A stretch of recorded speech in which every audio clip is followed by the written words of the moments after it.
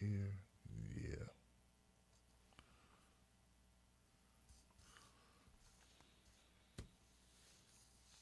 All right, all right, all right, all right. Hey, people, how y'all doing? What's going on? It's your man, Tim Black. You're back here. This is Tim Black at Night Show. Post-debate wrap-up of the Democratic fourth debate held there in Ohio. I'm here to give you the latest and the greatest, tell you about the winners and the losers, of what went down there. Remember, no holds are barred. Everything goes. It's all real, or shut up or get out. That's what time it is, guys. Let's just make sure everybody can hear me on Facebook and on YouTube. Let's do this quick. What's up, YouTube? Karen says she didn't watch much. Hey, Karen, how you doing? What's up, Kilo? Can you hear me, Kilo, on YouTube? Yeah, there you go, Cyrus. The debate was terrible. Yang Gang's in the house. Mars Pluto's in the house. Poncho Sanders. Loud and clear, says Benny Ford. Thank you, Uli. Thank you, Benny Ford. I appreciate you. Now let's go check us on Facebook. Make sure Facebook people can hear us. Hey, what's up, Jerry? How's it going? How's it going, Harvey Lewis? Jeff Pearson and Marjorie and Neil and Dwayne. I think it was Dwayne. What's up, Rose? Dale? Saw the whole damn thing, says Loud and clear, says Ray Ibarra. What's up, Ray? How you doing, man? All right, Ray, so let's go, guys. Let's get it on. Get it going here. So I watched the entire debate from bell to bell, so I think I'm qualified to tell you that it wasn't that great a debate. I mean, it had glimmers of being great, right? And there were moments that I'm going to get to that I think stood out. But all in all, it wasn't the greatest debate. But I will tell you this. I do have an announcement that will make it greater for some people who are watching who are fans of Bernie Sanders. I just got an alert on my phone from the New York Times. And it reads, Alexandria Ocasio-Cortez to endorse Bernie Sanders. Yeah.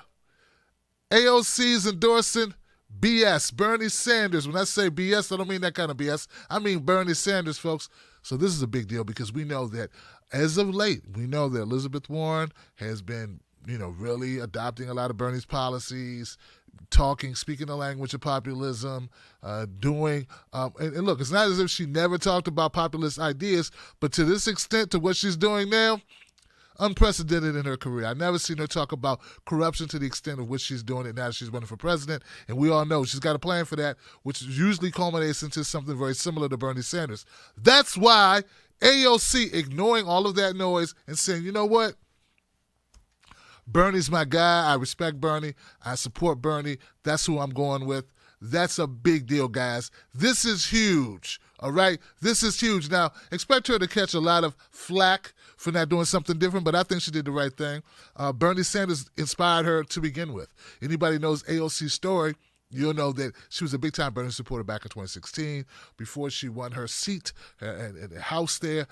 So this is in Congress. So we know AOC, before she became a lightning rod in politics, this is what inspired her. And I guess that inspirations continue to light a fire in her, and that's why she offered her endorsement today. It doesn't really go into too much detail.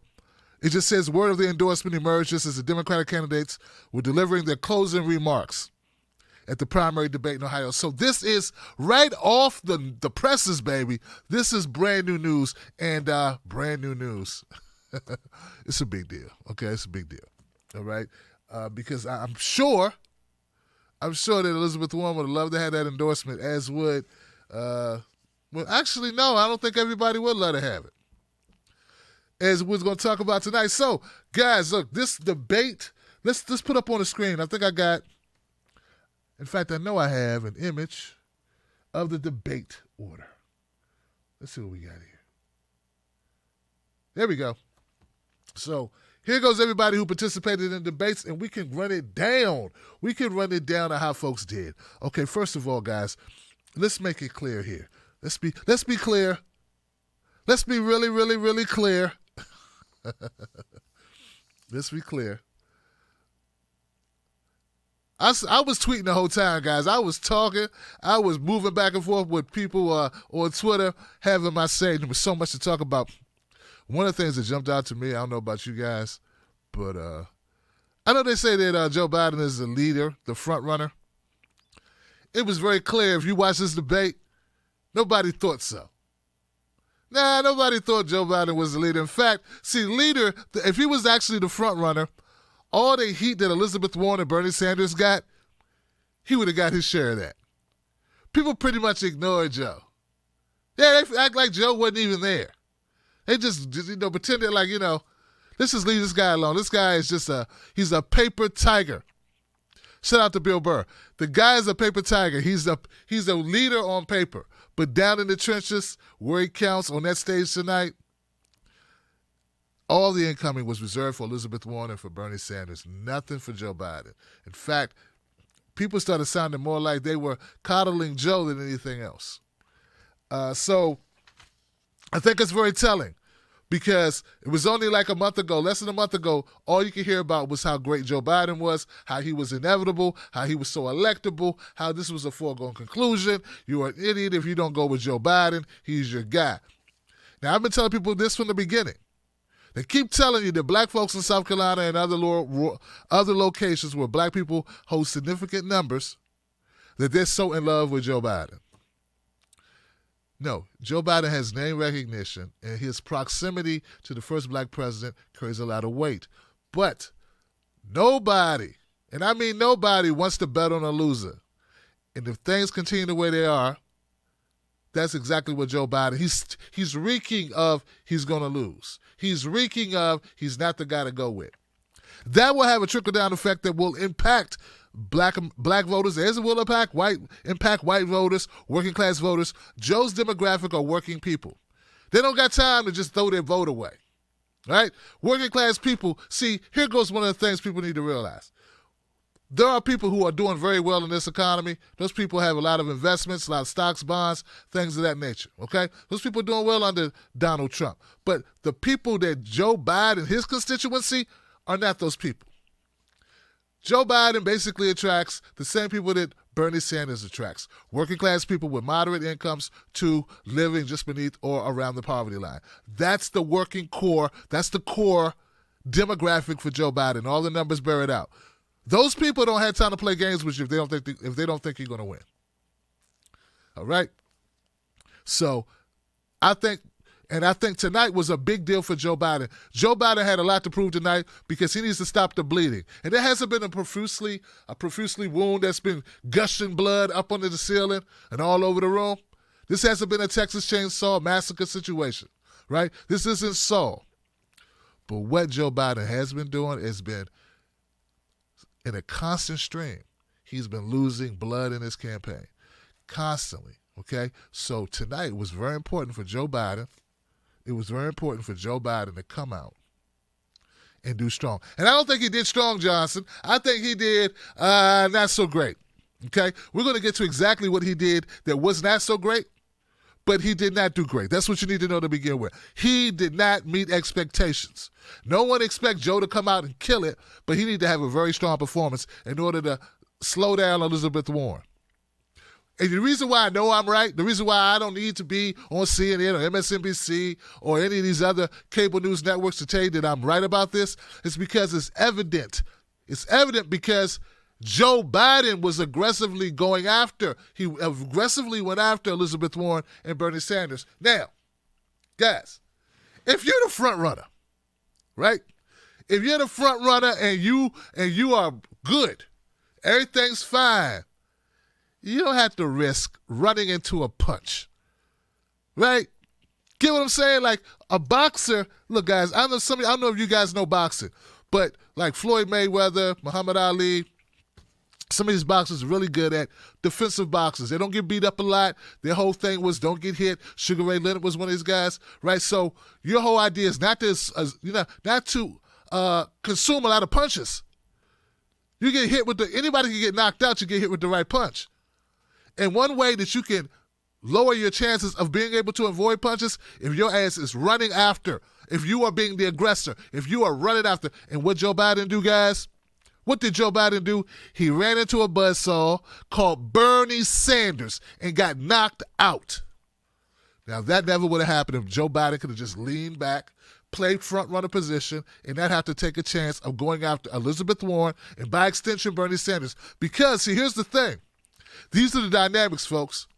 When you go after Elizabeth Warren on policy, Bernie Sanders has to go after you. See, Joe Biden and his crew did not accurately strategize this whole thing. They didn't map this out. They didn't do their due diligence. If you go after Elizabeth Warren, you're going after Bernie, because where did Elizabeth Warren get her policies from, Johnson? She got her policies from that guy sitting over there, the guy from Vermont, the senator from Vermont. So if you go after Elizabeth Warren on policy, now if you go after her on the Pocahontas, you go after her on flip-flopping, you go after her on language that is wishy-washy, you go after her on no dapple, you go after her on things she did. She did. You go after her on her horrible surrogate with this bad track record of all these horrible tweets, which most people wouldn't even know what you're talking about. It's just as political people up here who pay attention to this stuff. Then it's safe, then you're good. But if you go after her on policy like Medicare for all, you are opening the door for Bernie Sanders to come in and hit you with one of those Brooklyn sucker punches. A Brooklyn haymaker from back here, Johnson. Oh, I wrote the damn bill. And here we go. Bam. All right. So I'm going to have fun tonight, man. I'm all loosened up, man. I'm enjoying this. Okay, so Joe Biden, he's on the biggest losers list, okay? I don't know if he's the biggest loser. He had the most to lose. Keep that. No, actually, he did not. So let's go down the line now. So number two, Elizabeth Warren, how'd she do tonight? Elizabeth Warren had a lot of incoming. Her head was on a swivel. I thought I was looking at Brady back there. Tom Brady in the pocket, like, oh God, Cam Newton, I got to run. I'm looking at it like, RG3, when RG3 was playing. I thought they had a great quarterback till he ran one time and they tore his knees up. That was it. That was done. We were sobbing here in D.C. because, guys, Elizabeth Warren, they were after her from the word go. From the word go, they came after her. How did Elizabeth Warren do? I don't think she was overly impressive, okay? I don't think she did a fantastic job, but I think she did enough not to have a rapid fall, okay? There was no rapid fall. Now, there was a part, don't get me wrong, there was a part of this debate where they were calling her out and she was catching shrapnel from everywhere, and Bernie did not come help. See, yeah, it's about that time, guys, where people have to be strategic. I was on The Rising with Crystal and Segier, and we were talking about what Bernie needed to do. They were saying that Bernie needed to go after Elizabeth Warren, that he must go after Elizabeth Warren. He must be more aggressive. And I agree, he must be more aggressive. But I kept saying, Bernie has overlapping voters, mostly with Biden. There's some, don't get me wrong, there's some people who left Bernie and went with Elizabeth Warren. Some of that was their love, their affinity for a first woman, female president, and that's a big deal, right? It's a big deal because, it was a big deal when we got our first black president, though left a whole lot to be desired, and I'm almost to the point where I almost wish that didn't happen because it's such a letdown as in what it culminated into for African Americans, for black folks in this country after having the expectation. But that's for another conversation. The point is, Elizabeth Warren does take some Bernie supporters, Bernie voters, but Joe Biden is his direct competition, not Elizabeth Warren. There is more to risk going after Elizabeth Warren than there is to go after Joe Biden. And as I told Crystal and as I was telling Segier, this is important. They were like, no, Tim, but Bernie has to be more aggressive. Okay, so I'm thinking I'm a little bit older than Crystal. I'm a little bit older than Segier. Let me say it this way. Bernie did go after Elizabeth Warren, but the best way to go after Elizabeth Warren is not to help Elizabeth Warren in key moments. Yeah, it was going after her by default, Johnson. See, when they came after Elizabeth Warren for not using language that was straightforward, telling people that, yeah, your taxes are going to go up a little bit, but you're going to save or know the deductibles. The Medicare for all, the comments, the neoliberal comments, the talking points, the Republican talking points that Amy Klobuchar and Pete Buttigieg love to use and Joe Biden love to use about knocking people off their health care, even though those same people would still have health care. They just would not be going through Aetna. Oh, God, I can't do without Aetna. I thought you wanted coverage. Oh, I get coverage? Yeah. I can go to the same doctor? Yeah. You just don't have Aetna in front of it. Oh, okay. Cool. All right. Screw Aetna. I never met Aetna. Does she bake cookies? See, nobody cares about Aetna. Nobody cares about Blue Cross Blue Shield. We care about our doctors. We care about the ease of access. We care about proximity to our doctor's office. We care if they can give us an appointment. We care if they're going to knock us off for some pre-existing condition. But nobody cares that the name of it is Blue Cross Blue Shield. And plus, how many people get to choose which insurance program your job picks up? Because most of these people got their insurance through their job. The employer picks who their provider is, not them. Okay? So this whole thing is a fallacy, but that's for another conversation. The point is, guys, and I want to make sure we're really, really clear. We're really, really clear. Elizabeth Warren would not answer the question that you would have to raise taxes. Even though she could very simply say, hey, taxes go up a little bit, but you save money because there's no deductible, no co-payments. All that is done. But she wouldn't say it. So what happened? Bernie didn't help her. Bernie let her sit there and frail around while people came at her with this, why don't you use the language? Amy Klobuchar called Elizabeth Warren a liar, basically. She didn't say, you're a liar. Well, she doesn't talk like that. She just talks like this. I don't understand why you won't talk. Why won't you tell the people what's going on? And like she's about to burst into tears the whole time, and she's shaking. Oh, Elizabeth, well, you are not being honest with the people about the things that are going. Like, my God, I don't understand why you won't tell them what's really happening. All right, so it was embarrassing, but the bottom line is that Elizabeth Warren she wouldn't just say it. And I've heard people say, well, Elizabeth Warren shouldn't give them the soundbite of saying that Medicare for All will raise taxes on average working people. Right? I've heard that argument. But you saw what happened to Elizabeth Warren because she wouldn't say it. Maybe it's some magical way, political speak that you want her to phrase it. But Bernie just says it. Hey, you're going to raise taxes, but you're not going to have to pay your co-payments. And you're not going to have deductibles. And you're not going to have out-of-pocket expenses. And. So at the end of the day, you save a lot less money. A lot more money. You say, don't spend as much money. Bernie went right there and said it. So Bernie using straightforward language only made it worse for Elizabeth Warren, who was using coded language, who did not want to give the soundbite up. And this went on much longer than it needed to go on. But at the end of the day, how did Elizabeth Warren do, guys? She was strong, and as strong as she could be, I think. I think Elizabeth Warren is not used to being in that position. I saw a couple of times when she got a little flustered. I mean, they were coming at her. Everyone was coming at her. Pete Buttigieg took swipes at her. Mayor Pete got digs in on Elizabeth Warren. Amy Klobuchar, Mayor Pete, and Joe Biden all came after her. Even Kamala Harris. Oh, my God. There was one part where Kamala Harris was talking to calling Elizabeth Warren out on something about Twitter.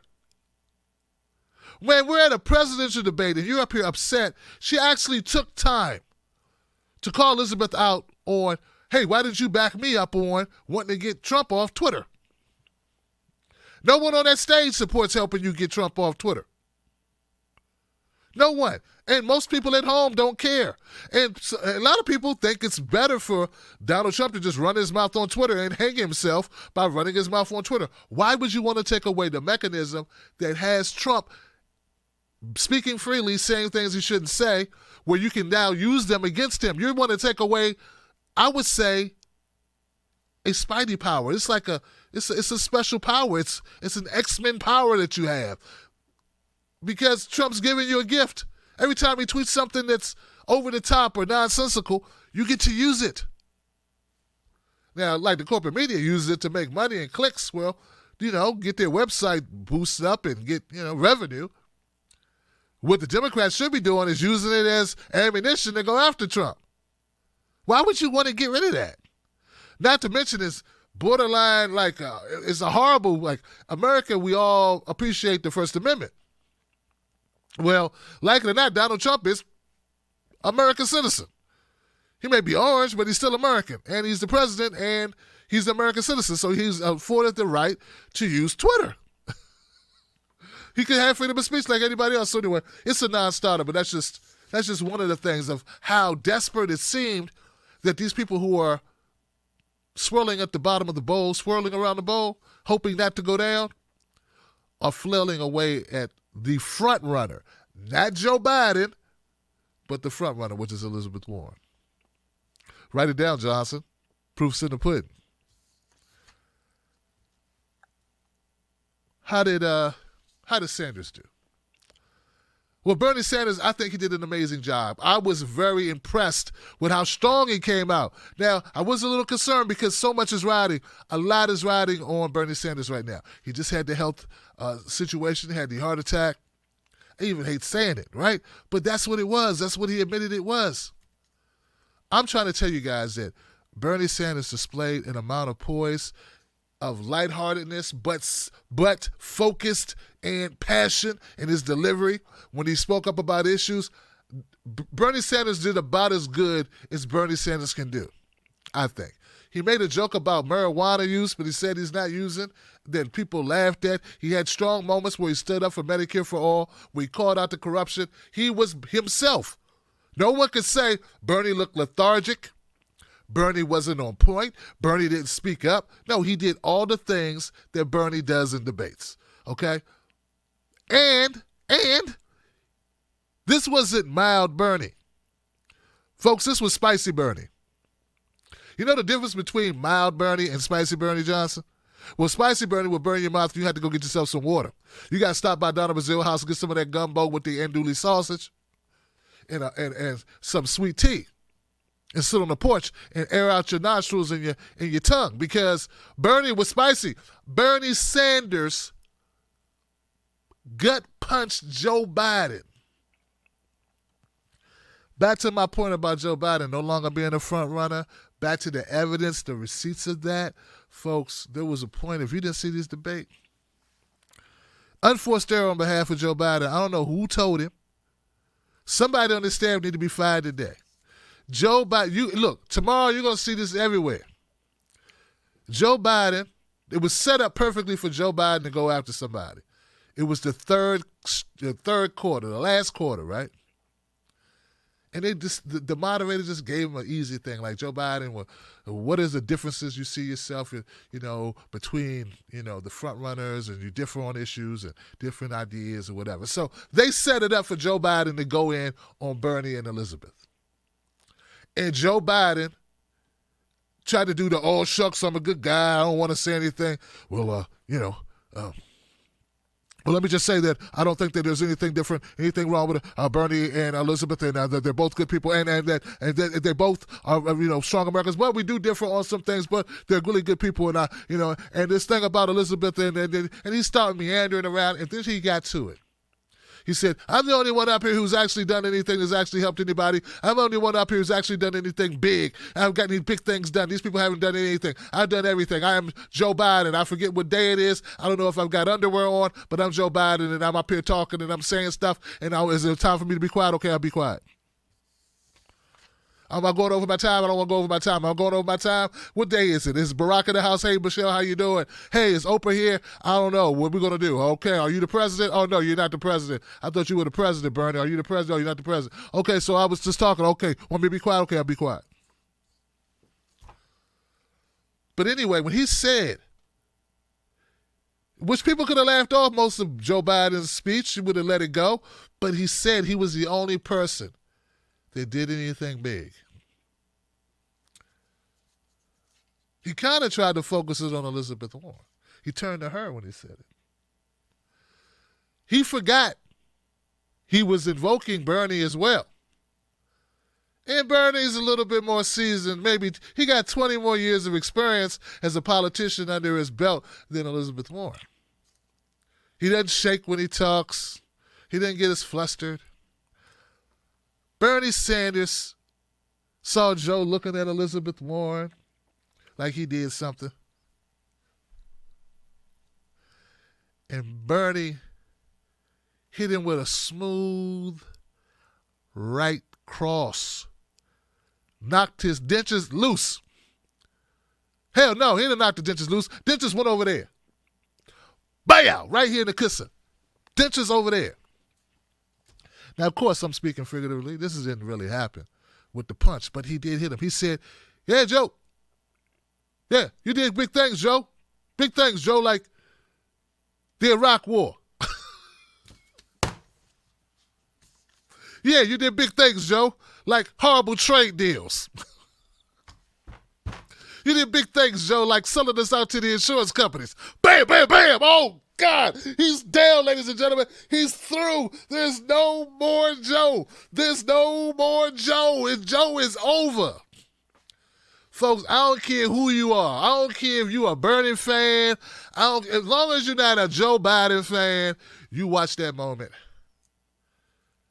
And you just, a thing of beauty. Give me a pack of cigarettes, please. I just got to smoke a cigarette. That was so good. Can I smoke a virtual cigarette? I quit smoking over a year ago. I haven't smoked in over a year. I think I got a deviated septum, but I haven't smoked. And he just, because Bernie knocked the hell out of Joe Biden. In fact, it was so strong, the moderator was like, Joe, Vice President, would you like to respond? Joe was like, no. Wrong. Fake news. Hold on, Joe. Joe, you sound like you're doing a Donald Trump imitation. Do you have a response? No. Wrong. Fake news. Joe turned into Donald Trump real quick. It was horrible. Joe had no comeback. He was like, well, I just, no, well, listen, I worked as a vice president, and blah, blah, blah, blah, blah, blah, blah, blah, blah, blah, blah, blah, blah, blah, blah, blah, blah, blah, blah, blah. And that's when Elizabeth Warren said, gee willikers, man down. Okay. Listen. Fiddly sticks and bumper noodles and noodles and oodles and noodles and MSG's not good for you. Listen here, Joe. There's a little thing I did where I worked on the FCC, the FDCA, the Federal something organization that doesn't have any teeth, but I created it. And I worked really hard on it. And there were people like Joe Biden, these naysayers saying, do something small, little lady. And I said, no, gee willikers, cut the crap. I'm fed up with this corruption. And I said, I'm going for big air, baby. You can bet your bottom dollar. And I took 70,000 selfies, and I got it done. Oh, I got it done. And after she got through meandering through, embarrassing more, tap dancing on top of Joe's body laying on the ground, Joe got up and he was pissed off, folks. Joe was pissed off. Joe started yelling. Yeah, I'm telling you guys, you got to watch. Joe was like, hold on a second. I helped you pass that bill. You selfish Kentucky Fried Chicken eating weirdo Aunt your mama, Aunt B looking from the Falcon Crest watching, Mama Marmalade, Tina Turner standing wishing Sissy Spacek, Casey Affleck, Ben Affleck. I don't know what you are. But I helped you get that done. I was down there fighting for you. And Elizabeth Warren, showing that she came to rumble, that she's no easy win, she said, well, I would like to take this moment and I would like to I will acknowledge that and thank President Barack Obama for helping me get that policy done. And Joe's face melted off. Because there was nothing to say. Because we all know how Joe likes to say, hey, I got all this stuff done. Do you say, well, hey, I don't like that thing? You go, that wasn't me. That was Barack. I'm just the vice president. So Elizabeth Warren used that against him by saying, you didn't really help me. Barack helped me get that done. Barack helped me get that agency created. You didn't do anything, Joe. Then she kind of gave him credit, but she kind of like, it was, at that point, it was like credit removed. Like when your credit score goes down. So, yeah. Oh, man, I got more people to go through, man. So, anyway, how did Bernie Sanders do? I don't know how I got back to Biden and Elizabeth Warren. It was just so entertaining. That part was entertaining. I'm only telling you the interesting stuff. Remember, this was 3 hours. This is 3-hour debate. All right. So, in my opinion, Bernie Sanders came out. He did what he had to do. He had to show he had energy.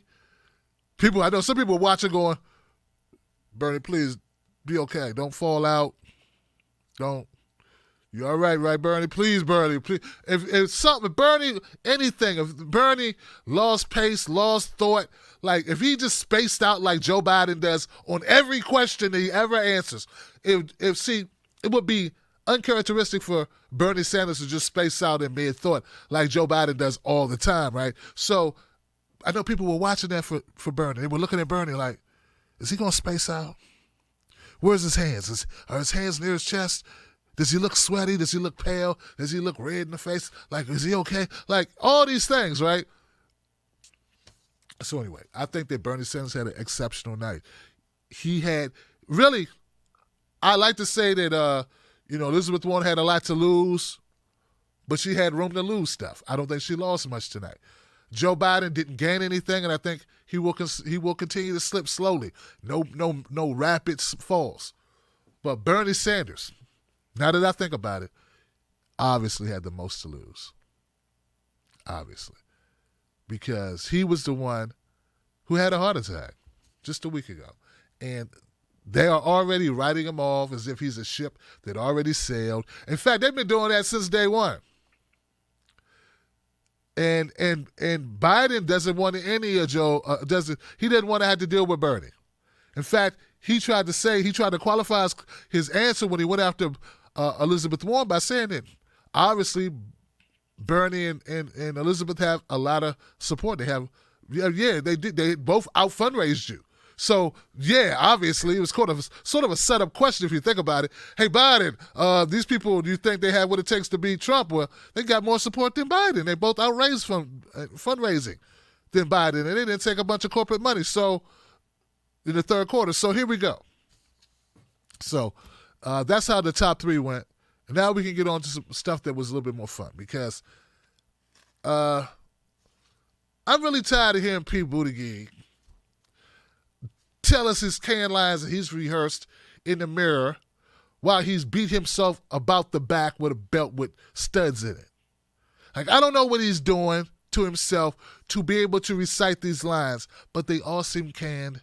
They all seem well rehearsed, right? Over-rehearsed lines that Pete Buttigieg uses, okay?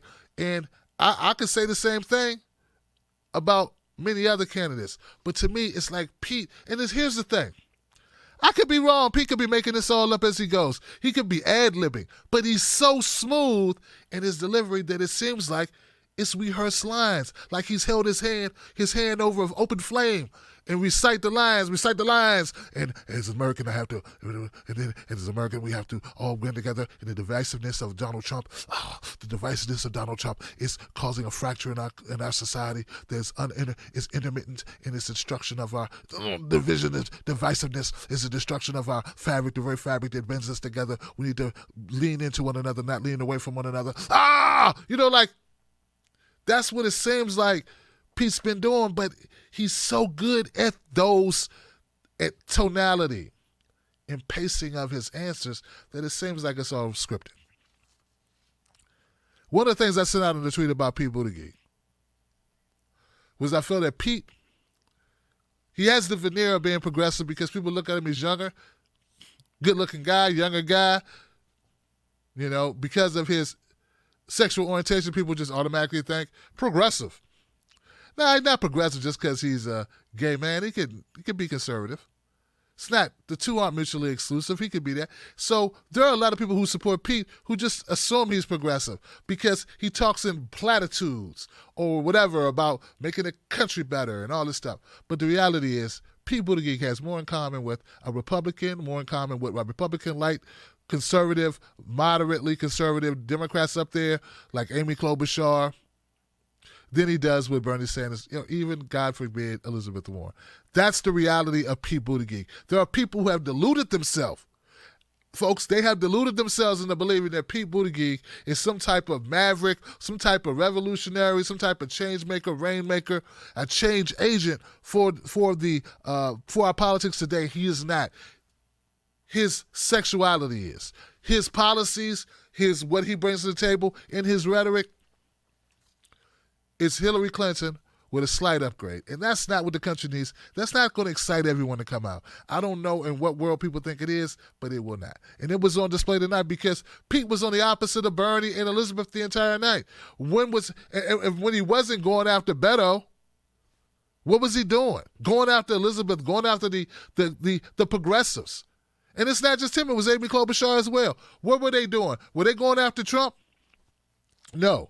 Were they going after the corruption in our system? No. They were going after progressives. And that's why when we say, and if you listen closely to progressive commentators, we say that the Democratic Party is more comfortable with another 4 years of Donald Trump than they are with a true progressive in that office. Believe it, because Pete listens to big money interests. Pete is donor. He's a donor baby, okay? That's what he is. He's in talks with Hillary Clinton, as is Elizabeth Warren. That's who he met with at Martha's Vineyard before he even announced he was running.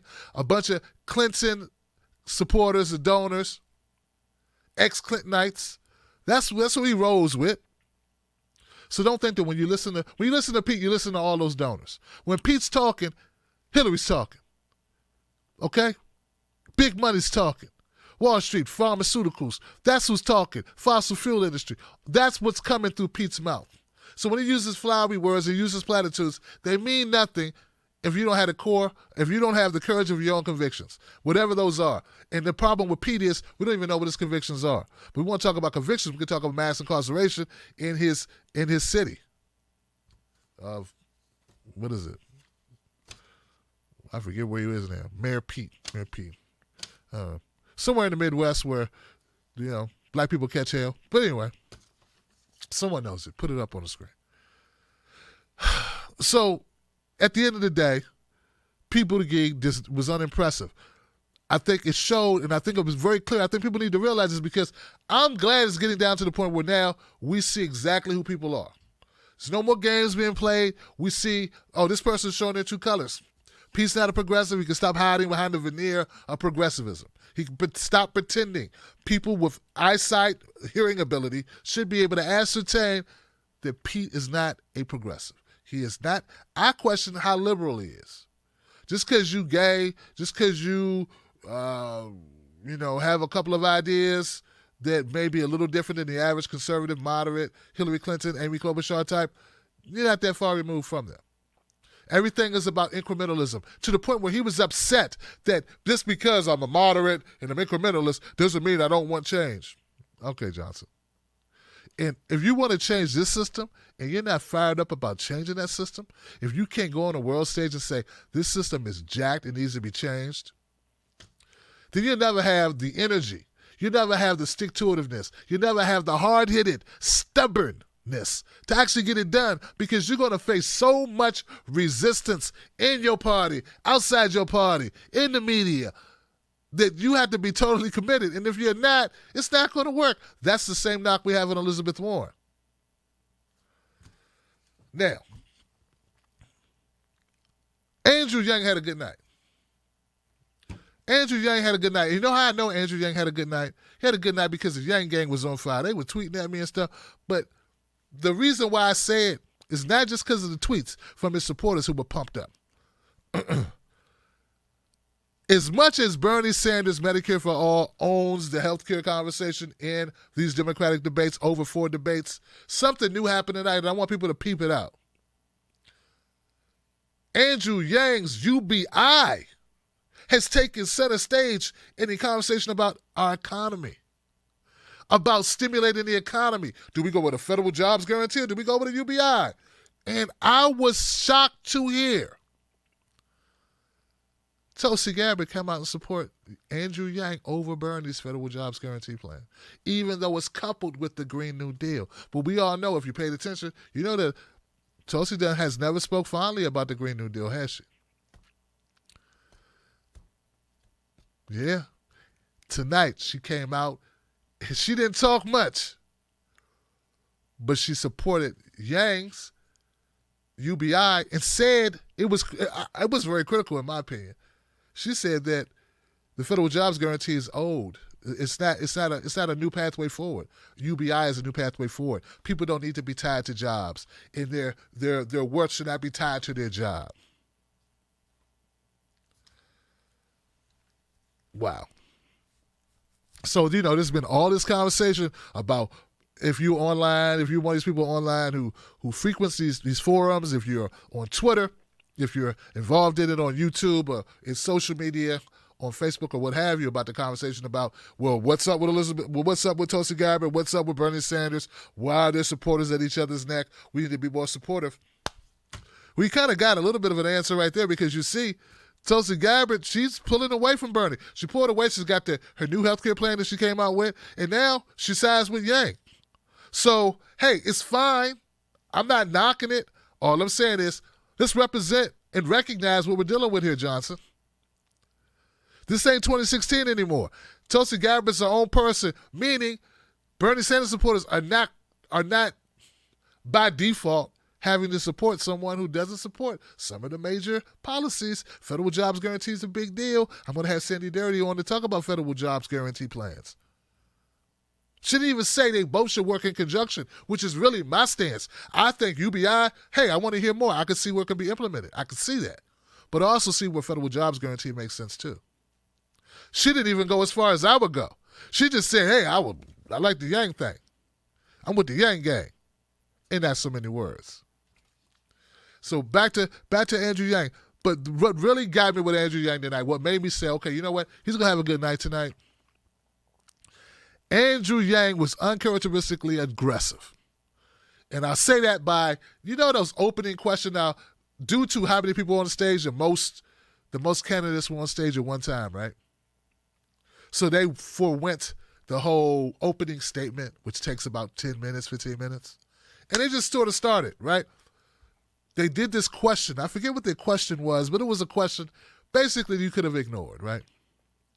I forget what it was. It was something lofty. It wasn't a real question, like hard question about policy, okay?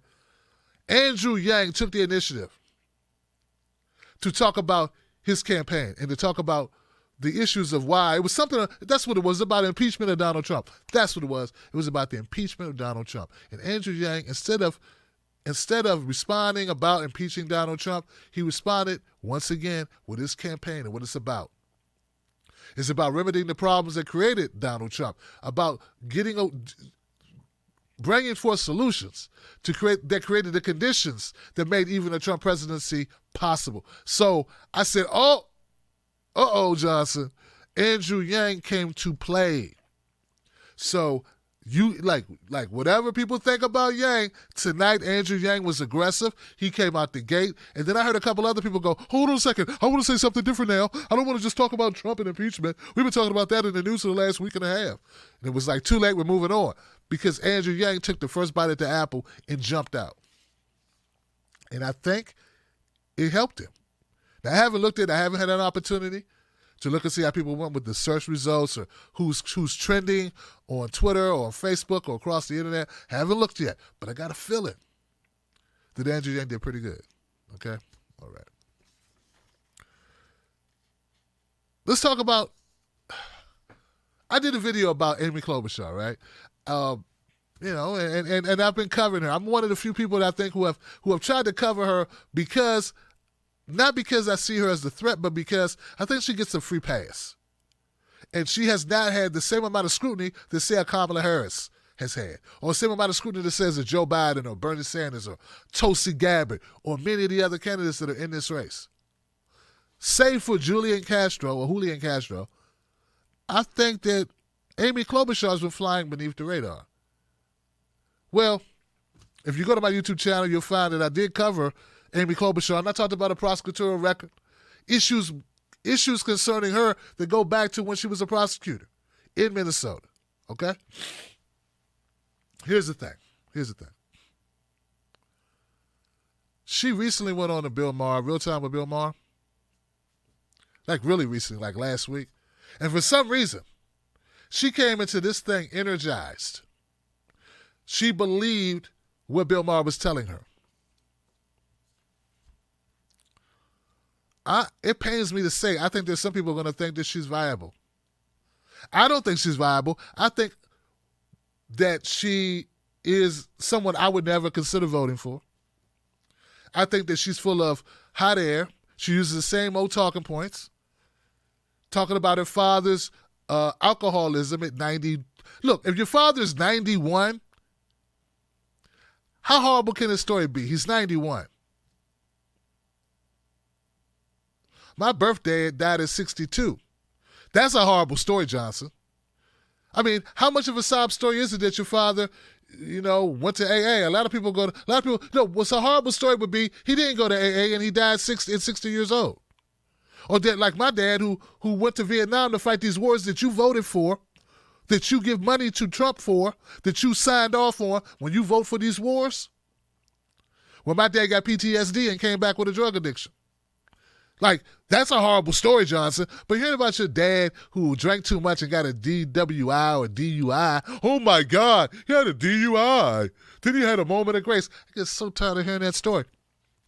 But see, I have to remember that there are people that like that. They like Amy Klobuchar. Remember, most white people vote Republican. Let me repeat that. Most white people vote Republican. I don't tell you that to be divisive. I tell you that because it's a fact. The Democrat Party cannot win an election without blacks and Latinos. And some Latinos are counted as white. So, look, this is the reality. So the fact that Amy Klobuchar is polling at, like you thought Pete Buttigieg was polling badly. Buttigieg. You thought Buttigieg was polling bad with blacks?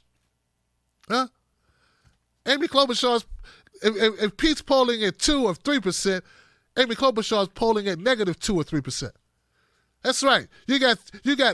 She has less than zero support for black folks. So, she can't be your nominee even if you want her to be. But why would you want an incrementalist with no agenda who all she talks about is, we can't do it. It doesn't make sense. It can never happen. No. Who wants that person? She said Medicare for all was a pipe dream. She's one of those people that would tell black people, hey, we would like to not have to sit in the back of the bus, and we would like to be able to buy homes and pursue our dreams. And she would be like, I don't think so.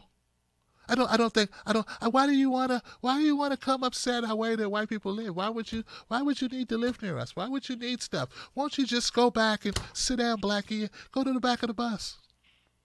Just go to the back of the bus. Maybe we'll find a way to get you a bus that actually runs or something, or we'll give you a bicycle. We'll give you a bicycle. I mean, that's the incrementalist pathway. Martin Luther King talked about it when he was in jail in Birmingham. He talked about the liberal, the moderate liberal. That's Amy Klobuchar.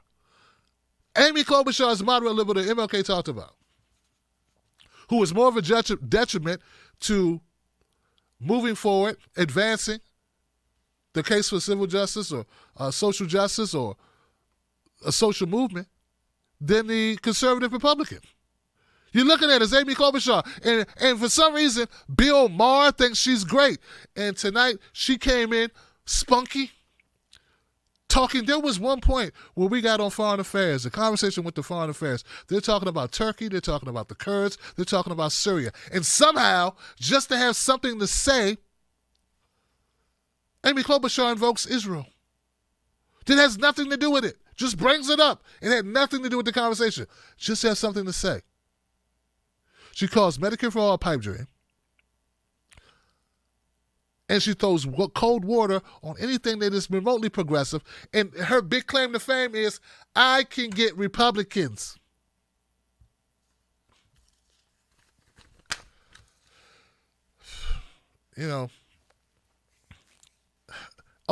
Independence, which I doubt she can get independence. Where's the data that shows that Amy Klobuchar can go get independence? Show me. I know Bernie can go get independence because he did it in 2016. Show me that Amy Klobuchar can go get these independents that you're talking about. We got Donald Trump, who's going to be able to say on paper we have a booming economy. That's going to take, what's Amy going to say? Can you really imagine Amy Klobuchar on the stage debating Donald Trump? Oh, Did you say something mean to me? What did you do? What is this? Oh, I want you to know, Trump, this is not going to work. She doesn't have any big ideas. What's her big idea to change the country? She just poo-poos on all the big ideas that progressive candidates have. Why don't people understand that one of the reasons why Donald Trump won was not Russia? One of the main reasons that he won is that he had big ideas. They may be bad ideas, but they were big ideas. They were ideas that inspired people. They may be inspired for the wrong reasons. Who knows, okay? But that is what won that election. Keep believing that it was China and Putin in the back room somewhere, and Jill Stein and Susan Sarandon and Nina Turner. Keep thinking that stupid crap if you want to, right? Keep on, and you just have more Trump. Hey, you want more Trump then, don't you? Small ideas doesn't bring out voters. Trump said, I'm going to build a wall. You want a guy who had the audacity to say he's going to build a wall. Not only is he going to build a wall, he's going to have Mexico pay for it. And we'll bring back coal jobs.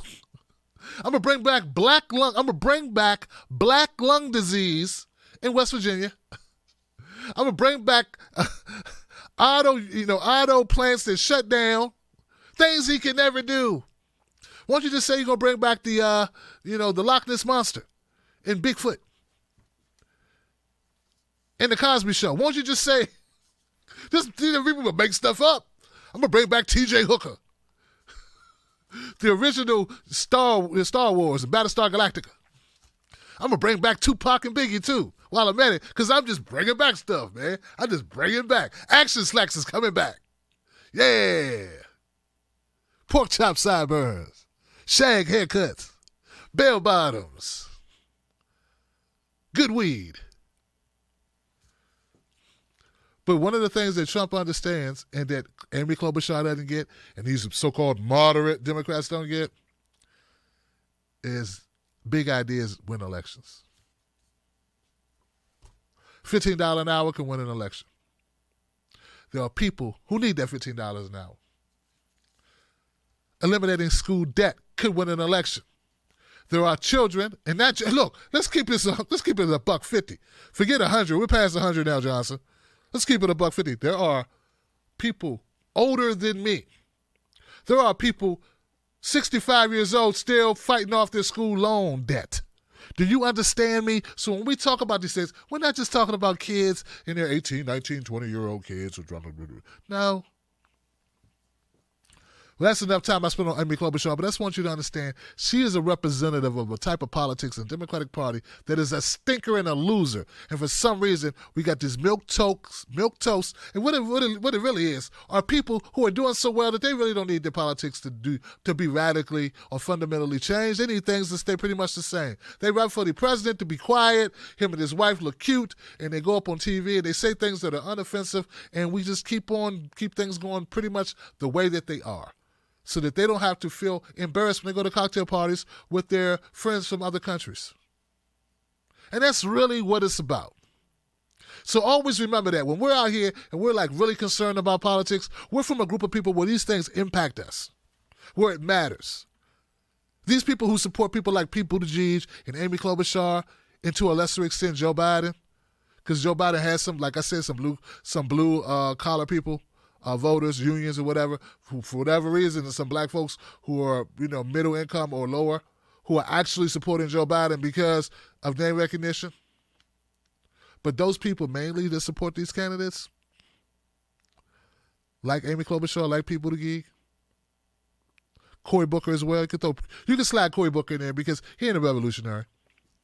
They do so because they're comfortable enough. They have cushion from real-world issues. They're not the ones living paycheck to paycheck. They can survive a $400 emergency. Those people are not worried like you are worried. Get what I'm saying? All right. How she do that? Having said all of that, I think she did pretty good for her. She did better for her than she's ever done before. And to me, it was still whack as hell.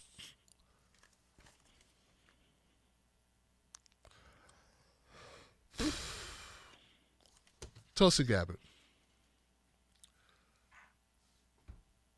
Tulsi Gabbard had a moment. I got to admit, I expected more. But didn't we all? Didn't we all expect more?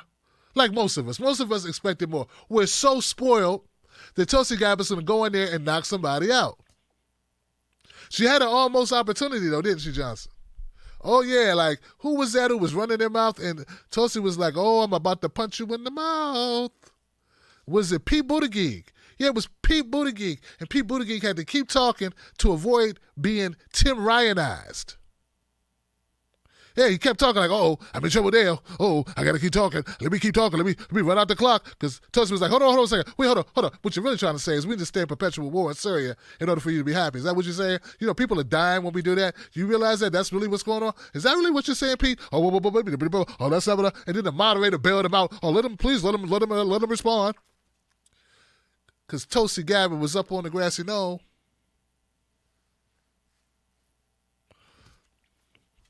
So, and I think that was as close as we got for her to really delivering a knockout blow. And I could see it in her eye. It was like the eye of the tiger. She was ready to do it, and then they kind of like pulled her from it. But I'll say this. So our expectations of what Tulsi was going to do tonight, I think were inflated, okay? But she did have a moment. I like the fact that she stood up for herself more than anything else. She stood up for herself about that New York Times article. Remember, tonight's debate was sponsored by CNN and New York Times. And New York Times is the news organization, if you want to call it that, Johnson, that wrote the hit piece, the smear piece, the epic smear piece on Tulsi Gabbard just a couple of days ago. So it was fresh in her memory. And that was great. And she brought it up. And they did not challenge it. Anderson Cooper ran away from it. So I thought that was very interesting. That was a strong moment for Tulsi Gabbard. I thought Tulsi Gabbard's closer was pretty strong. We'll get the closers.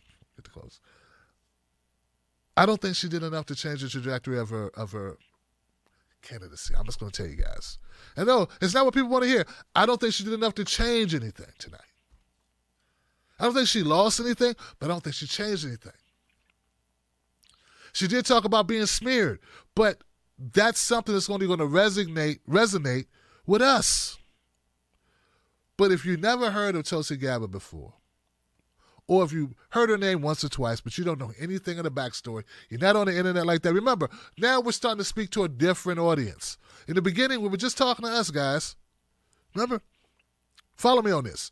In the beginning of these debates, they were for us, political junkies, people who are in the business, people who commentate for a living, people who are keenly aware, who pay attention to politics. A year out from the election, that was us. Everybody hanging on it, watching, stand up. Some of you are up now watching. I don't know who's watching. People watching now. Okay? Been doing that this is debate number 4. We've been paying attention. But now we're getting into another area of it, right? Where now people who, regular people, people who don't pay attention to politics to that extent are starting to tune in. And they don't know the backstories. Yeah, they don't know who did what to what, and who did what to who, what you did, when you said what you did, the Jermaine Jackson. They don't know that song. They don't know the Bill Withers, Use Me Up, till you can't use me no more. They don't know this stuff. They the Baby, and they up to, they listen to the new Drake. They don't know the old stuff. They listen to Cardi B. They don't know nothing about Lil' Kim. So what I'm saying is, they don't know, woo, woo. You got it going on? What? They don't know that. I used to get me in trouble. The point I'm trying to make is we now have a different audience that are tuning into the debates. And for them, when you bring up certain topics, they don't know what the hell you're talking about. These people, I'm getting smeared, does not carry the same amount of weight that it would carry with us. So that's why I say I don't think that Tulsi Gabbard changed the trajectory of her campaign with this. I don't think this is how you get to the debates in November. Now, I like that she was one of the first to say, go to my website. Of course, that's something everybody prepared to say at the end of their closing statement. Maybe that'll help. And she was Tulsi. But, okay. I can't lie to you, man. Just because I love you don't mean I'm going to lie to you. I love you, so I'm not going to lie to you. It is what it is. I'm sure people will, have their thoughts in the comment section. I waited to talk about Kamala Harris because I didn't feel like there was much to talk about with Kamala Harris. Why is she up there at this point? Is she holding out for some type of cabinet position of some type? What is going on? She talks the talk sometimes, it feels like. And it's like, what point are you trying to get to? The whole, well, the president, when I become president, when she, the president, when she puts her finger on the seal, just how much of that do we have to listen to? No, seriously, guys, how much do we have to hear her using pronouns like that's some type of empowering conversation?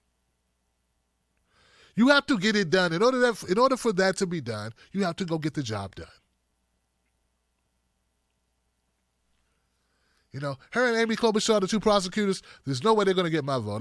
I don't think the Democratic Party should be running a prosecutor. They should be running a public defender. They should be running somebody who worked to get people out of prison. Not somebody who put them in. That's just my opinion. That's how I see it. They're in the wrong party. So there isn't much to say about Kamala Harris because she had enough tonight. She did not change the directory of her candidacy. Did she have a game changer? Remember, this thing is moving along, guys. It's time to put up a shut up. It's time for people to take their ball and go home, or to go big or go home, or something. Whatever little saying you want to use. What did Kamala Harris say tonight or do tonight that fundamentally changed her campaign that's going to give her a three-point bump? Now, she tried to come after Elizabeth Warren on Trump's Twitter account. Why didn't you back me up on Trump on Twitter? Because I'm not an idiot. That's why. It's a non-starter. No one cares but you, Kamala. And I'm glad she went after Elizabeth Warren.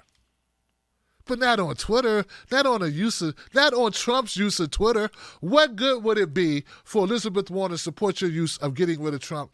Your thing about getting rid of Trump on Twitter. It's not going to happen, and it'll just be adopting a losing deal that helps you. It helps her not. She don't need you, Kamala. So why would she support you in something you're doing?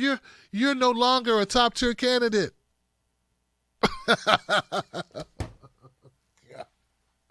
Whoa, Johnson. Oh, Lord. Oh, man. Boy, I'm something else, man. God. All right, who's else, man? Cory Booker. Oh, my God. Look, I'm going to tell you something. If you stand on a stage at a debate and you don't get to talk for 20 minutes, and finally you get to talk because 11 other people spoke, and they finally get back around to you, and all you can talk about is, well, listen, I don't understand why we're here sniping at each other. We should be all working together. And I've seen this before, where we spend our time, when I was in Newark, I was the mayor of Newark, and I saw this happen. This would play out, where people would go after one another instead of going after the culprit. And I'm like, man, get to the point. That's all you got, dog. That's it. All you got for me is we need to be more civil, and that's going to solve it. Really, dog? No backbone. There was a back and forth that was vicious between Pete Buttigieg, and Beto O'Rourke. Sparks was flying. There was debris, broken glass, smoke was in the air. All that was going on. Shrapnel. All that happened. And then they asked, I think it was Anderson Cooper wanted to bring in Cory Booker. And all Cory Booker had was, why are you guys fighting? Cut it out, guys. Listen, I'm running to be the Negro with the heart, because I'm a nigger with a heart. Oh, I am a Negro with a heart. I believe that we can just get along, and I don't scare white people, and I want us all to love each other, cherish each other, and why can't we just do that more? Why can't we just believe in one another? And this thing is divisive, and it's so Trumpian of us, and we need to... That's all he had. And I was embarrassed As a black man, I was embarrassed for Cory Booker. You play football, a grueling, demanding, violent, aggressive sport where you could lose your life, just fall the wrong way, or be injured for life. Or you could take someone's life or injure them for life. And the best thing you've got going, and all you've got to talk about, are platitudes and how people need to be nicer. Come on, man. I'm just embarrassed. I'm embarrassed for him. And look, hey, you know, he's his own man. I'm my own man. But we're both follically challenged. Come on, man. You making the follically challenged people look bad. Only thing worse would have been if John Delaney was up there as well. Then I really make me want to go get a hairpiece like Kevin on The Office. Who'd I leave out?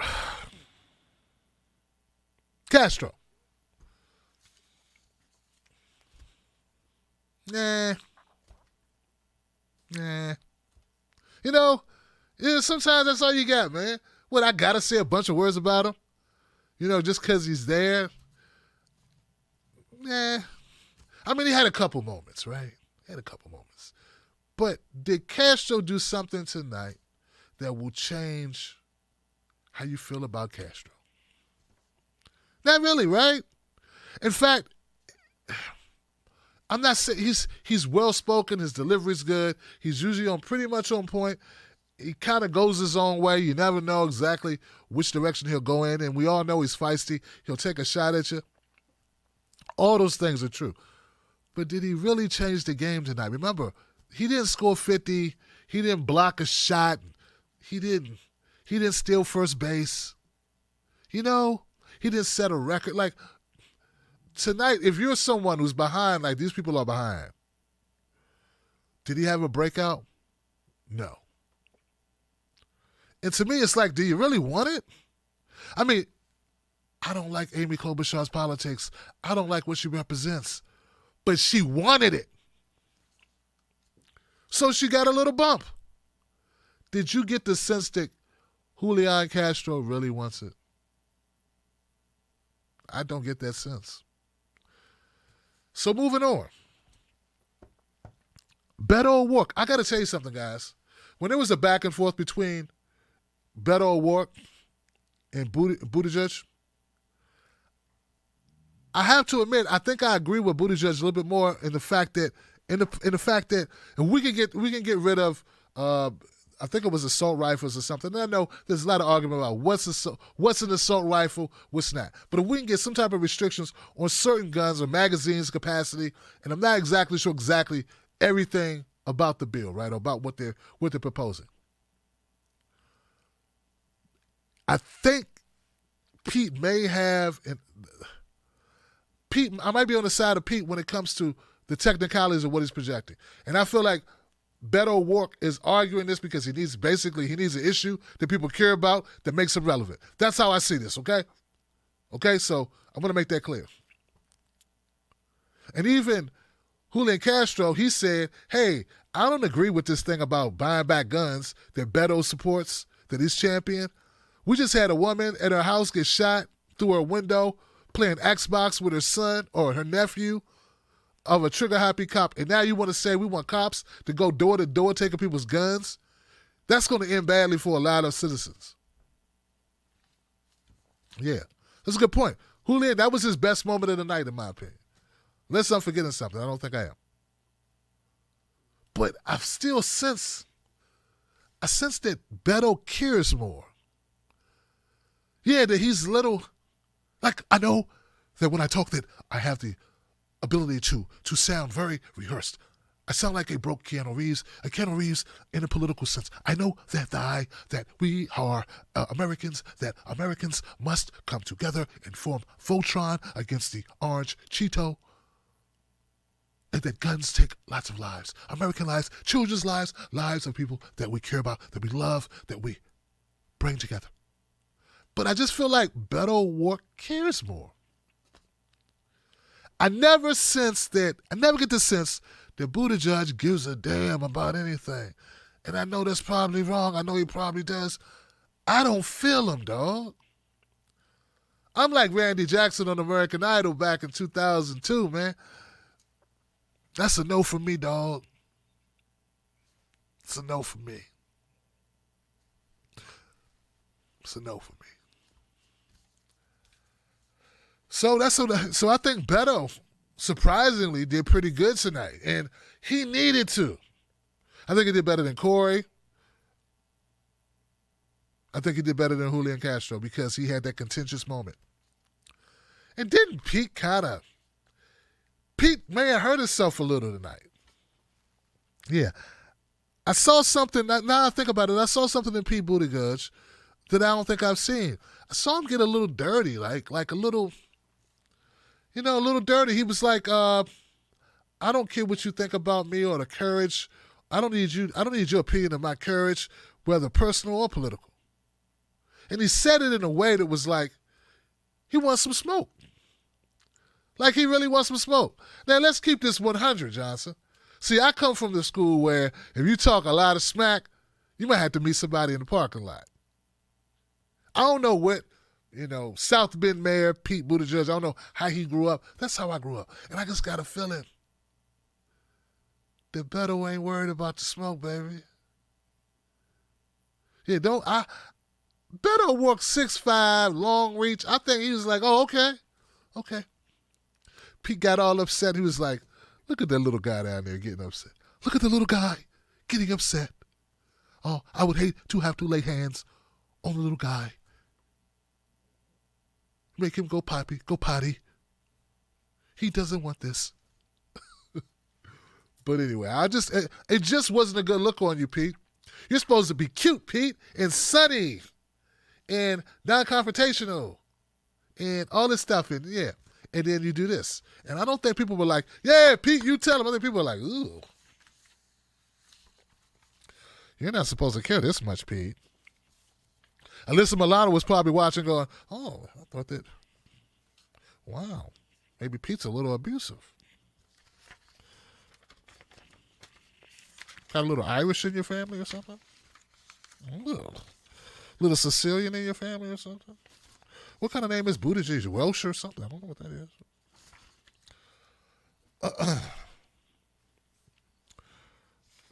And Andrew Yang, oh God, I almost forgot this. I wrote this down.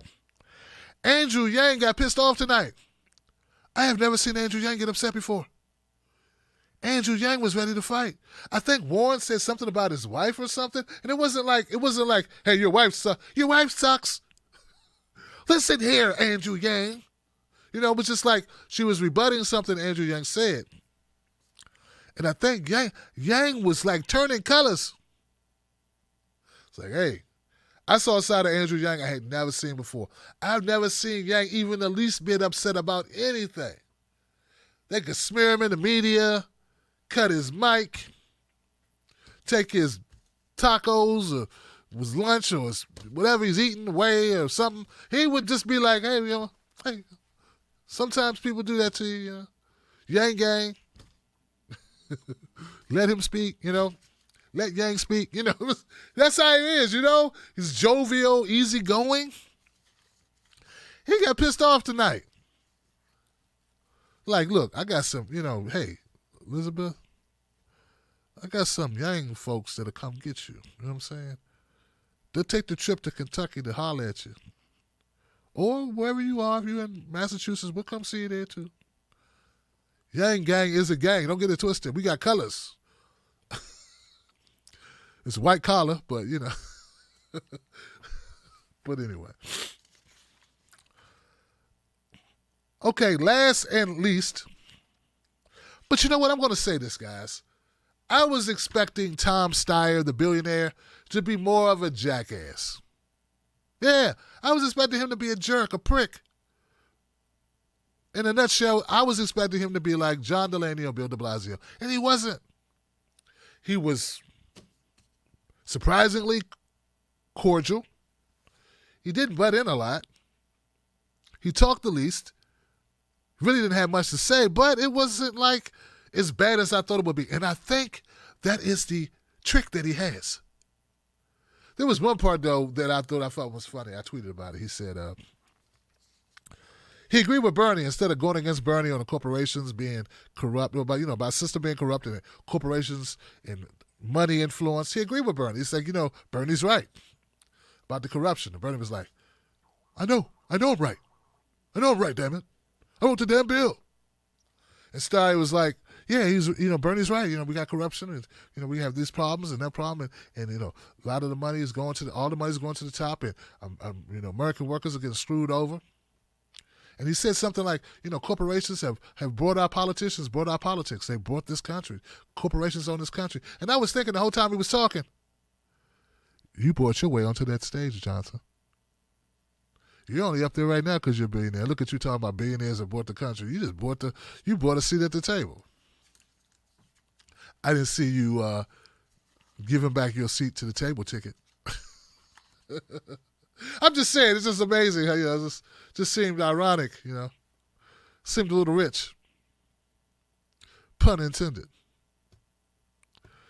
All right, that's what I got, man. So the winners and losers tonight. The winners were Bernie Sanders for avoiding his campaign being demolished tonight. Right? So he won. That's a big winner. Another winner would be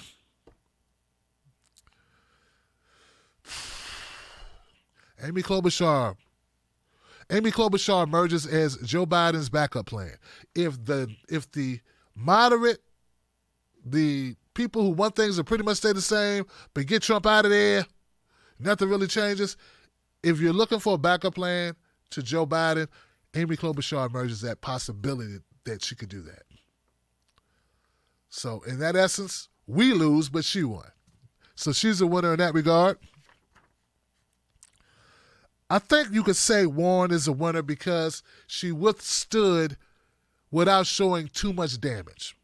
Like, there's only so much damage you can take before before your game is over, right? So I think that Warren, with all the incoming she had, she wasn't that impressive, but she did not get knocked out. And when you're getting that much, when you're taking on that much damage or that many hits, and you still walk out on your own steam, and no one has to carry you. No one's going, give me a medic, give me a medic. Give me a cut man over here. Get some smelling salts. When you can walk out on your own steam, upright, go get in your limousine and go, drive away. I think she did pretty good. So I would consider her a winner as well. Losers for the night.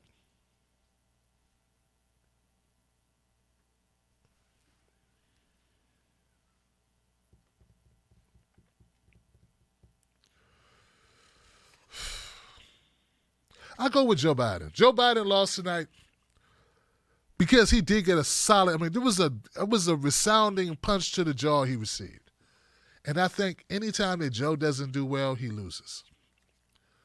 Being the presumptive nominee, is which they tried to coronate him as, I think it really hurt him. I think people expect more from Joe than he's capable of delivering, frankly. And I don't think it's even his fault. We've all heard the story that Obama said, don't run Joe, and he was like, I got to do it. Got to make it happen. Like, I don't know if that's true or not, okay? I know that's what they put out. But Joe didn't look that good. I'm sorry. He just didn't look that good. I think Joe was a loser. Joe was a loser tonight, ladies and gentlemen. Kamala Harris, loser tonight. I don't think that Kamala Harris made up any ground. And anytime you don't make up ground, if you're Kamala Harris and you were a top tier, let's be really, really clear, I'm a top tier candidate, that's a loss. That's a loss. I think Kamala Harris was a loser tonight. Joe Biden, Kamala Harris.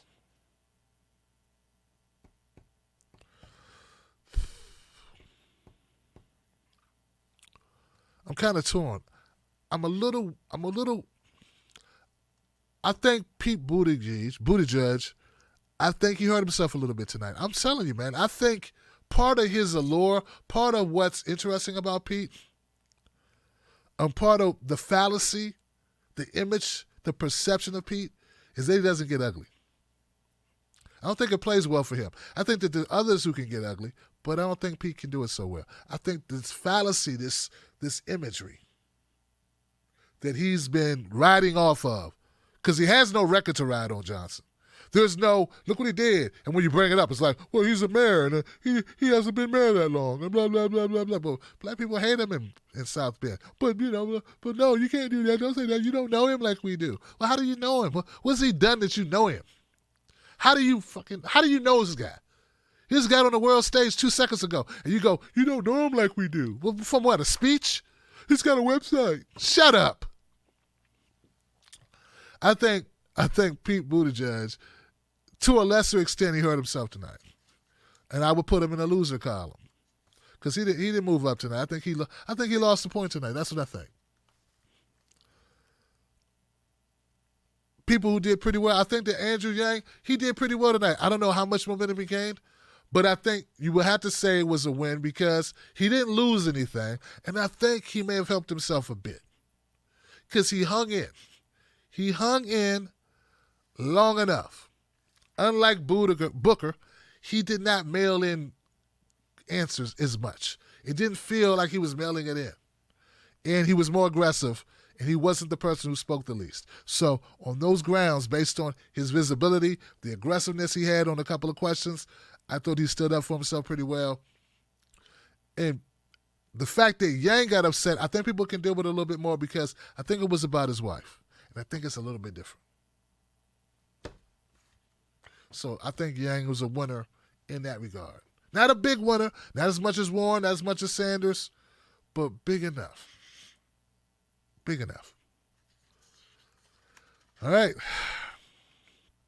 People who stay pretty much the same, Gabbard, Castro, Steyer.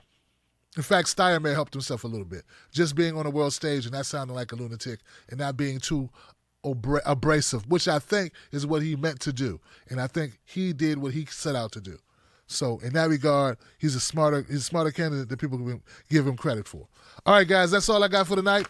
Remember, tomorrow there'll be I'll be putting up some content tomorrow, but there will be no show tomorrow night. Wednesday, we off for spring cleaning. We always try to do business development. That's what I do on a Wednesday. But I'll be back Thursday with a live show. So go to the YouTube channel. Please subscribe. Don't forget, this show is brought to you by Tim Black's Woodpack. You know the DNC doesn't fund me or no GOP-related organization. I talk too much crap about the Orange Cheeto. And the DNC, forget about it. So this is member-driven. That's what keeps us going. Become a member of the Tim Black Wolfpack. Do that on Patreon or on YouTube. I got love for you. Thank you for being here. Real Tim Black on Facebook. Real Tim Black on Twitter. Tim Black and Night on Instagram. Shout out to Dr. Sandy Darity and Marianne Williamson, who've been my guests this week. We had a great show. I love you guys. And let's go see if we got people who got comments they want me to read in Super Chat. Booyah. Yeah, we got Martin in Montreal. Thank you for that support in Montreal. Wow. Let me see if I can move this a little bit closer. Nene gave a super chat. Nene says, suburban Detroit, white people are talking about Trump like this, but he keeps his campaign promises. I'm not kidding. They talk like we live in two different Detroits. Yeah, did he bring back auto working jobs? Wow. Jay Vell said, Tulsi took too long setting up her shot at Warren. That's what it was. It took the fire off of it, didn't it?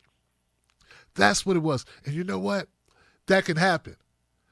So, not to go too long, JV, but I've been if people notice, I've been getting funnier and funnier as the year went on, right? Over the last 2 years. That's because I've been studying comedy. And one thing you want to do, use less words. And that works with anything, Johnson. Less words. Yeah. Oh, man, let me go up to the top here. Mike Thompson. What's up, Mike? Thank you for the donation. Benny Ford. Bernie kept his responses tight with bite. Yes, he did. I wrote the damn bill. And he was funny. He was lighthearted when he needed to be, and he got passionate. And he forced the issue. Oh, man, thank you for saying that. Was it Benny? There was one part where they set it up for Bernie, right? Erin Burnett, Bernie can sense we're going to talk about health. Because the opiate crisis was the question, right? And when it got to Bernie, they wanted to change it to make it about Bernie. Bernie jumped in front of the question, took all of the steam. Did you see that? He took all the steam away from Erin Burnett. And he owned it. He owned it. And he turned what could have been a very awkward situation where he would be on the defense as they questioned his health, questioned his ability to withstand being president, questioned his fortitude, right? He took that away from them, and he turned it into a graceful moment, man.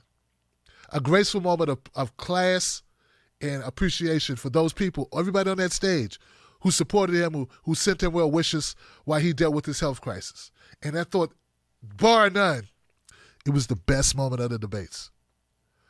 Bernie Sanders showed his chops. Thank you, Benny, for reminding me of that moment. That moment was so epic, guys. Bernie Sanders made the moment of the night. And it reminded everyone that this is about something more important, that we are real people, that they are real people, and life is fragile. And it was a human moment. It was a beautiful moment, man. I had a couple people say, Tim, I actually shedded a tear when he did that little speech. It was amazing. I loved it. So thank you, Benny, for reminding me of it, my brother. B4 said, Tim, are Kamala and Amy competing in a crying contest? You got me, man. Amy's a crybaby, man. So basically, he's fluent. I'm sorry. I swear, it's every damn time they speak. I'm drunk now, thanks to those two crybabies. They do cry a lot, man. They need to cut that out. That's not a good look. It's not a good look. Amy was crying about her dad who's 91 years old doing well. I don't get it. Nene says Pete speaks a dozen languages, right? So basically, he's fluent in Democratic language. Everything he says, he is parodying the establishment Democrats. Yes, he does. Thank you, Nene. Christopher said, Tosi, most Googled once again. Well, hey, there it is. There it is. I tell you, man, she has a lot of opportunity because I think she's so new to the world stage. A lot of people don't know who she is. And let's just admit it. She's very attractive. She's well-spoken. She owns foreign policy. Owns it. And I think for the most part, I know the Democrats and the Republicans are trying to sell us on this idea that it makes more sense for us to stay in Syria. I think most Americans want us to get out. Most Americans want us to end all wars. So not only is she attractive, not only is she well-spoken, not only does she know foreign policy well, but she has the opinion that people favor. So she should be Googled. Thank you for that information, man. Christopher. Ivan said, Yang Gang in the house. What's up? Cheers from Montreal. What's up, my man? Malted in Montreal. Appreciate you. That's it. Wow. Good comments, though, guys. Excellent comments. I'm glad to know I'm not the only one who watched this debate tonight. There's some other people did watch it. Yeah. If you're a Bernie Sanders fan, you feel good about it. If you're a Yang Gang guy, you feel good about it, or gal, or human being. If you're part of the Yang Gang, you feel good. If you are a Tulsi Gabbard supporter and you just heard the news that she was the most Googled again, you probably feel good about that as well. If you are who else could you be? I don't know. Yang Gang, Tulsi Gabbard, Bernie Sanders. If you're Elizabeth Warren supporter, or if she's your number two, I'll say you probably feel pretty good that she was able to hang in. But you should be a little bit worried because she took a lot of shots. She might need to work on rebuttals. Yeah, rebuttals. All right.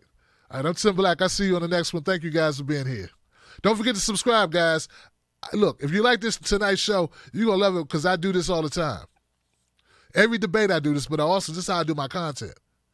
I don't mince words. I call it out, and you may not always agree with me, but you know what? You'll know that I don't have an agenda for any candidate other. I'm a Bernie supporter, but I call it like I see it.